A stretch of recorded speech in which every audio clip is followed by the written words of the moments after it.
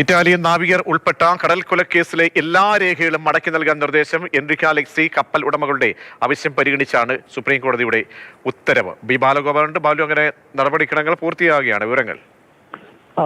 വളരെ പ്രമാദമായിരുന്ന എൻറിക്ക അലക്സി കേസിന്റെ നിയമ നടപടികൾ ഏറെക്കുറെ പൂർത്തിയാകുന്നു എന്നതാണ് ഏറ്റവും പ്രധാനപ്പെട്ട കാര്യം.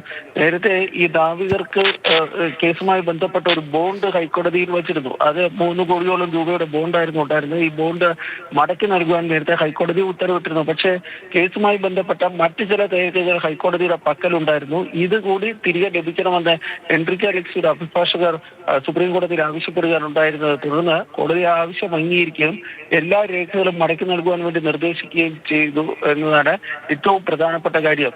ഇന്നത്തെ ഈ കോടതി നടപടിയുടെ അടിസ്ഥാനത്തിൽ എറണാകുളം ഹൈക്കോടതിയിലെ രജിസ്ട്രാർ ജനറൽ ഈ രേഖകൾ മടക്കി നൽകുന്നതായിരിക്കും. അതോടുകൂടി എൻറിക്ക അലക്സി കേസുമായി ബന്ധപ്പെട്ട എല്ലാ കോടതി നടപടികളും പൂർത്തിയാകും.